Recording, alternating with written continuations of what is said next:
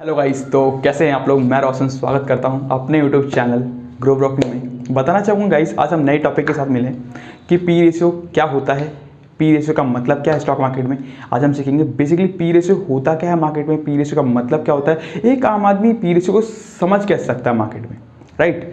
तो सीखते हैं पी रेशियो कैसे क्या होता है, कैसे करते हैं, पी रेशियो का मतलब क्या होता है, प्राइस अर्निंग रेशियो किसे कहते हैं। यार एक आम आदमी अगर मार्केट में आता है, मान लो एक नॉर्मल सा बंदा, ठीक है, जो डेली सैलरी जॉब घर जॉब करता रहता है, वो अगर मार्केट में आता है, स्टॉक मार्केट में आता है, अब उसको क्या पता कि भाई पी रेशियो होता क्या है, राइट। हमने चैनल तो इसलिए स्टार्ट किया है ना अपना कि हम देसी लैंग्वेज में सीखेंगे यहाँ पे स्टॉक मार्केट बेसिकली होता क्या है, राइट।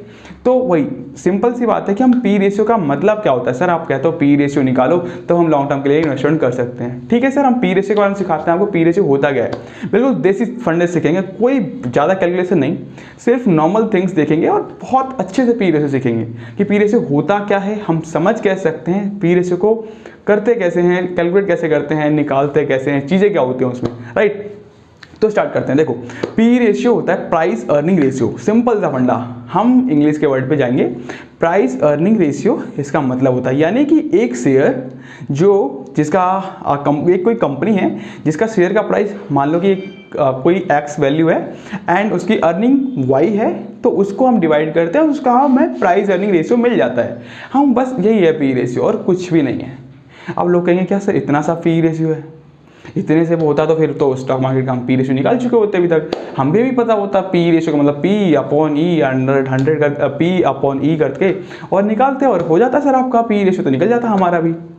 बट ऐसा तो नहीं है सर। पी रेशियो का मतलब क्या होता है आप ये बताइए ना सर, एग्जाम्पल के थ्रू जो हम समझ पाएँ। तो सर देखो पी रेशियो का मतलब होता है price earning ratio, right.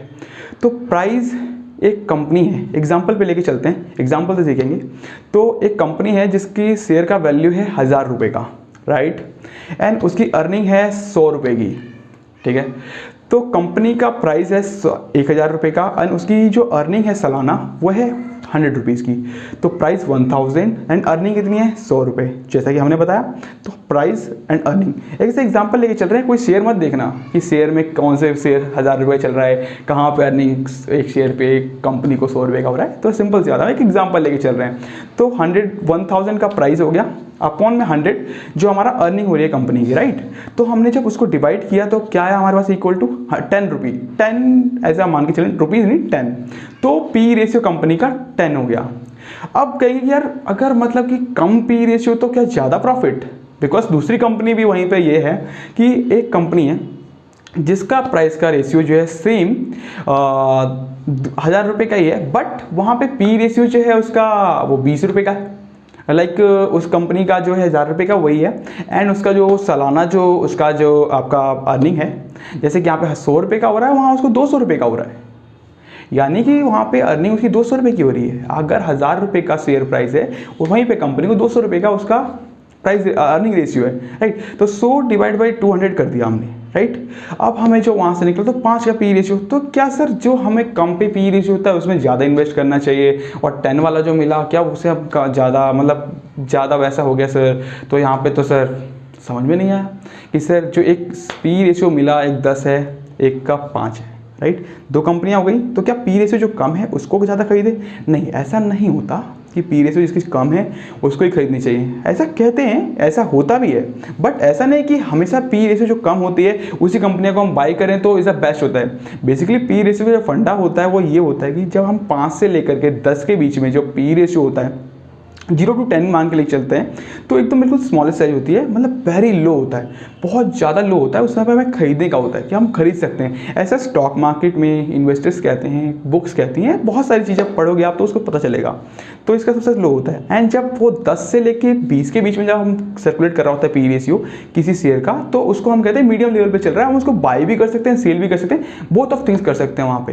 And जब वो 20 से लेके 30 के बीच का जो कैलकुलेशन चलता है तब वहाँ पे कहते हैं कि ये अब लार्ज में है, मतलब कि ऊपर नीचे तो है बट पीक पे नहीं है। अभी हम बाई भी कर सकते हैं, होल्ड भी कर सकते हैं। लॉन्ग टर्म में खेल रहे हैं तो लॉन्ग टर्म में कंपाउंडिंग का जो है सर थोड़ा बड़ा मिलता है हमें, तो वहाँ पे जो है कि हम ठीक है मतलब उसको होल्ड भी करके रख सकते हैं, ऐसा होता है। बट जब 30 से 40 का होता है वो बिल्कुल पीक होता है, ऐसा इन्वेस्टर्स कहते हैं कि अगर जब हम 30 से 40 का पी रेशियो का अगर कोई शेयर बाई कर रहे हैं तो वहाँ पे जो है बहुत पीक टाइम होता है, वहाँ पे हमें सेलिंग करनी चाहिए ना कि बाई करना चाहिए। बट ऐसा नहीं है। अगर मान के चलो एक रियल एस्टेट का एक शेयर है जो कि 1000 रुपये का है, बट इस साल उस कंपनी का प्रॉफिट नहीं हुआ, कंपनी ने नहीं कमाया पैसा, बट क्या हुआ कि इस साल जैसे कि मान लो कि लॉकडाउन आया था, कोविड-19 आया, ठीक है, तो उस समय पे क्या होता है कि एक कंपनी है, उसके जो शेयर हैं जो उसका प्राइस का वो 1000 रुपीज़ का था, बट लेकिन प्राइस अर्निंग रेशियो उसका नहीं बढ़ा। कंपनी का प्राइस अर्निंग रेशियो बढ़ता चला गया बिकॉज क्योंकि कंपनी का जो है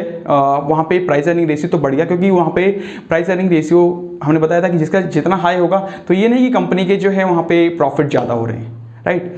प्राइस अर्निंग रेशियो बढ़ रहा है, यानी कि समटाइम्स ऐसा होता है कि मार्केट में प्राइस अर्निंग रेशियो जो कम हो गया है बट कंपनी का जो प्राइस अर्निंग रेशियो बढ़ गया है। तो सिंपल सी बात है, अगर मान लो कि एक प्लॉट है कंपनी के पास, इस साल 5 प्लॉट्स बेचे उसने, 5 प्रॉपर्टीज़ को सेल किए एंड इस समय पे 1000 का शेयर था तो कम प्रॉफिट हुआ।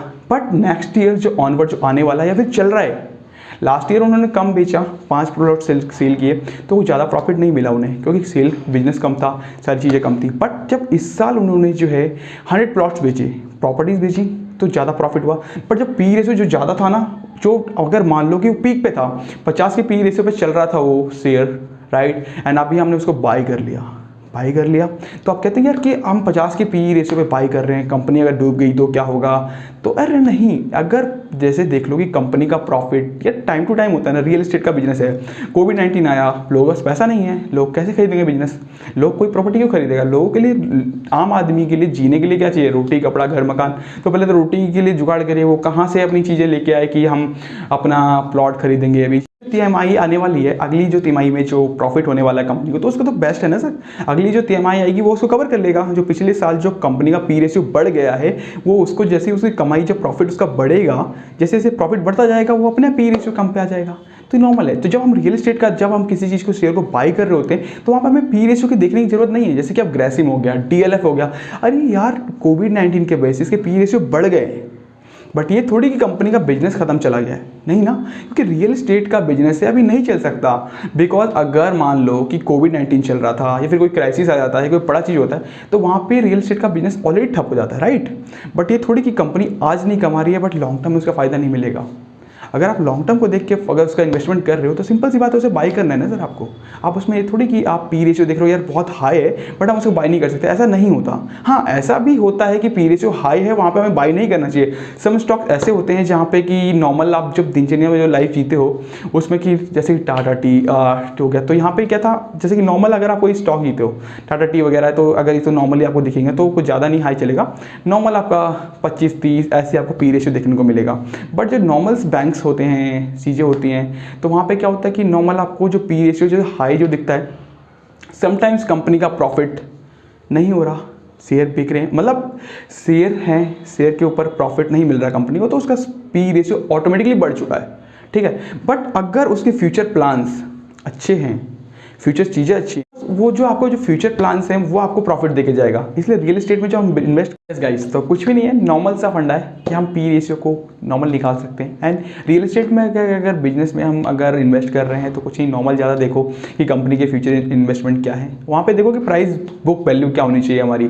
प्राइस पी रेशियो कितना भी हाई है कोई फ़र्क नहीं पड़ता, उसको बाई करिए, बाई करने, क्योंकि सर अब अगर कोई प्रॉपर्टी है, अगर मान लो कोविड-19 जैसा क्राइसिस है या फिर कोई डिफरेंट क्राइसिस आ गया, 2009 वाला, 2008 वाला क्राइसिस आ गया है, 1999 वाला क्राइसिस आ गया, तो उस समय पे सिंपल सी बात है, कोई एक नॉर्मल सा आम आदमी बंदा नहीं खरीदता। मार्केट में वैसी ही चीज़ें बहुत कम हो जाती हैं, तो आप एक काम कर सकते हो, आप उसको बाई करिए, कोई बात नहीं। पी रेशियो आज का ज़्यादा है, कंपनी के फ्यूचर प्लान्स देख करके, फ्यूचर इन्वेस्टमेंट देख करके, फ्यूचर की कितना कैश है कंपनी के पास, डिपॉजिट कितना है, उसके ऊपर इन्वेस्ट करो और पैसा कमाओ, प्रॉफिट, कोई इशू नहीं है। अगला वीडियो जो हम बनाएंगे वो बनाएंगे पीवी रेशियो पे, कि पीवी रेशियो क्या होता है, प्राइस बुक वैल्यू क्या होता क्या है मार्केट का, तो प्राइस बुक रेशियो के बारे में जब पढ़ेंगे तो और भी चीज़ जानेंगे कि हम प्राइस बुक कैसे बुक करते हैं, कैसे प्राइस बुक को समझते हैं, price book earning, price book का मतलब क्या होता है, पी बी रेशियो का मतलब क्या होता है स्टॉक मार्केट में। कोई एक आम आदमी आकर क्या सीखेगा, जैसे पी रेशियो हमने सीखा कि पी रेशियो होता क्या है, तो आप इसको नॉर्मल अगर कोई स्टॉक है तो आप जैसे बैंक्स हो गए,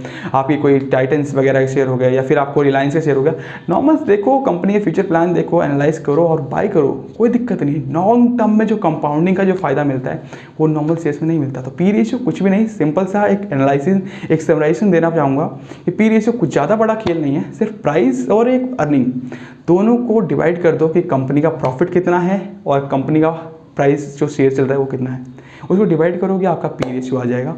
नॉर्मल उसको आप समझ सकते हो, कोई बड़ी बात नहीं है, कोई बड़ा इतिहास भी नहीं है, बट हाँ पी रेशियो हर किसी को हर तरीके से कैलकुलेट किया जाता है। अगर उसका अगर प्रॉफिट के चांसेस फ्यूचर में ज़्यादा हैं, कंपनी के प्लांट्स ज़्यादा, जैसे पीवीआर है, अभी जब आप लॉकडाउन जब चल रहा था तो पीवीआर पे एक एग्जांपल लेके बता रहा हूँ मैं आपको, पीवीआर का जब शेयर देखते हैं आप तो ज़्यादा नहीं भाई साहब 800 900 रुपये पे आ रखा था, अभी उसके फीचर्स प्लान इतने अच्छे हैं। पीवीआर के भी अभी 1000 जो स्क्रीन है और भी लॉन्च होने वाली हैं और बहुत सारे प्लान्स हैं उस कंपनी के, तो अभी शेयर देखो 1600 1700 पे घूम रहा है। तो सिंपल सी बात है, कंपनी के फ्यूचर प्लान देखो और इन्वेस्ट करो।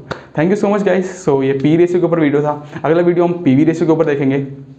कल मिलते हैं नए चैनल के साथ, नए वीडियो के साथ, तब तक के लिए थैंक यू सो मच। देखिए अगर अच्छा लगा हो तो अपने खुशी के लिए लाइक कर सकते हैं, शेयर कर सकते हैं अपने फ्रेंडों के साथ, और इसको ज़्यादा से ज़्यादा शेयर करेंगे तो ज़्यादा से ज़्यादा सब्सक्राइबर बढ़ेंगे, और अच्छा लगे तो सब्सक्राइब करिए, लाइक करिए, शेयर करिए अपने फ्रेंडों के साथ, और ऐसे प्यार बनाए रखिए।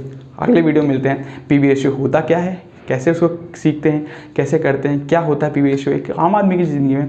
तब तक के लिए मचाते रहिए, जहाँ भी रहिए मचाते रहिए। Thank you so much guys, love you all, bye.